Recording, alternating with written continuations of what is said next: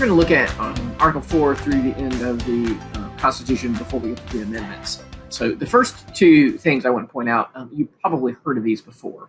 They will come up again and again. I want to point out that they actually protect individuals and they limit states. So full faith and credit is something like this. If you were to get married in Louisiana and you were to come to Texas, under the Constitution, particularly under Article 4, Section 1 has to give full faith and credit to that document. If you have a judgment in Louisiana against another company for breach of contract and you get $1 million judgment, but then all the assets are somehow moved to Texas, well, you can take that judgment over to Texas and turn it into a Texas judgment. This is actually very good if we're going to have a national government.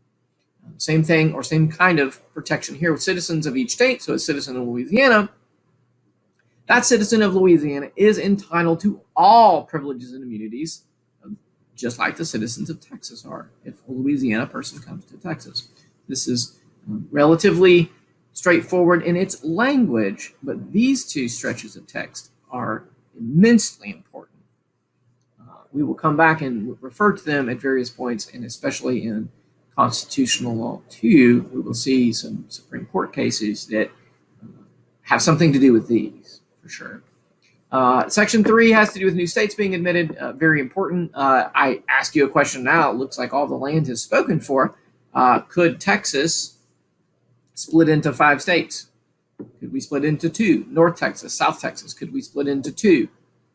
Texas and West Texas, like Virginia and West Virginia. The Dakotas, the Carolinas. If we wanted to in Texas, this is how we would do it. We'll move up to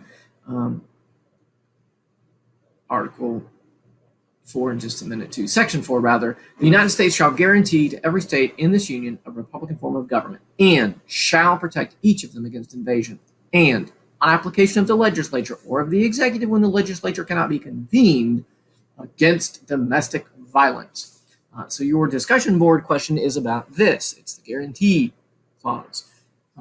I want you to consider it in the context of COVID, of civil unrest. When can federal troops be sent to a city? Under what circumstances can that occur? And then also be mindful that as of the time of this recording, President-elect Biden and the current president, President Trump, were recently in the 2020 election. And President Trump has lost. He is still the president at the time of this recording, but numerous briefs have been filed. Many cases have been filed.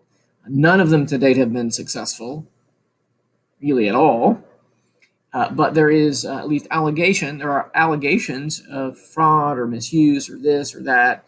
And many of the briefs, I have read a few of them in the Supreme Court, refer back to this section, Article 4, Section 4. Article 4, Section 4, and it's the guarantee clause. So there's actually quite a bit of litigation going on as I'm recording this.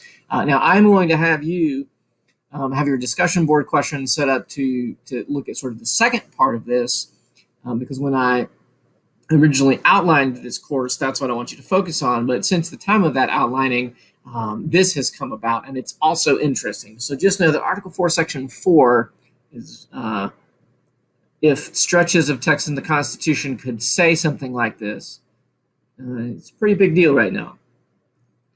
So moving on to Article 5, how do we amend the Constitution? This is important. This is something that was added where the Articles of Confederation did not have a clear way to do this.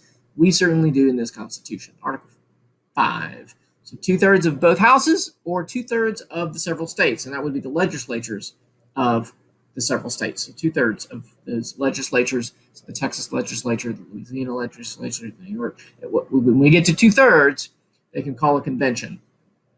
So we can amend, and you may be thinking about that when you get to the amendments and you start reading through them. How did this occur? Well, this is the article that grants the authority and empowers the people to do these kinds of things. So finally, on to Article 6.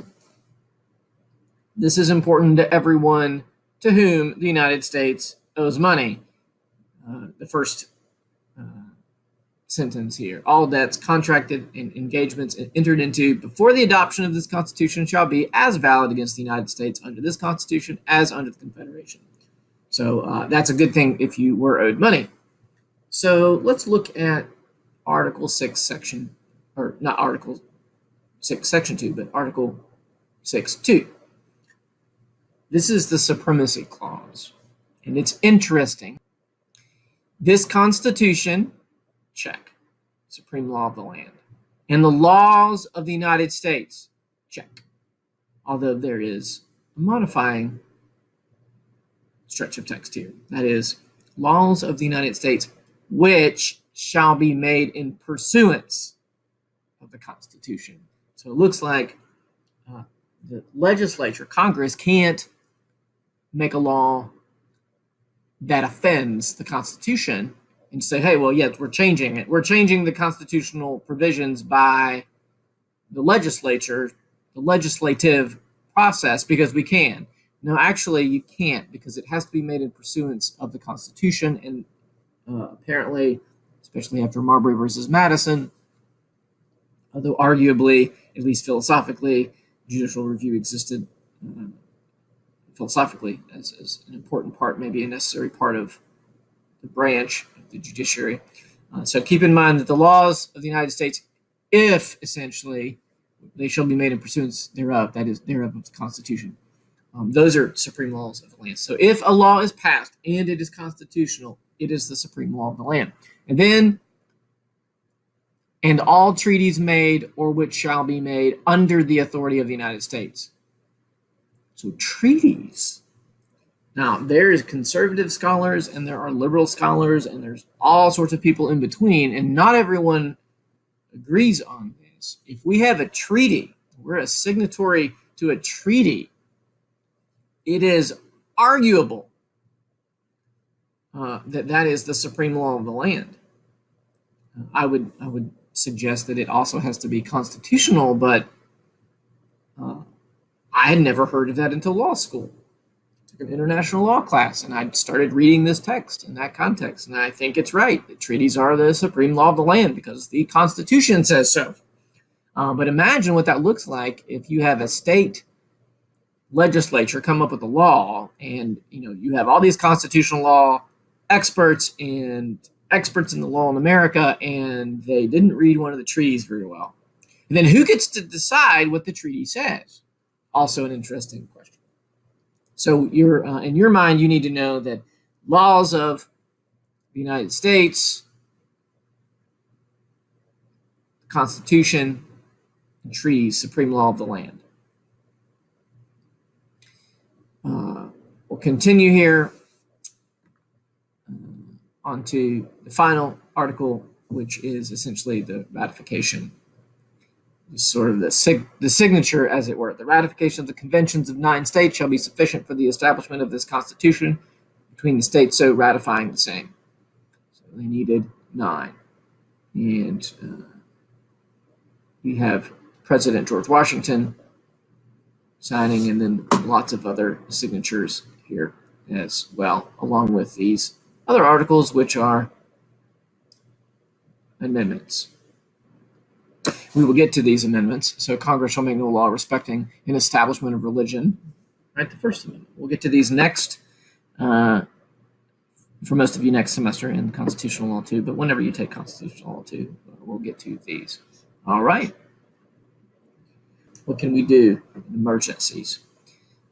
What can we do if there's civil unrest? And at what point, what's the triggering mechanism? So keep that in mind, and we'll be discussing that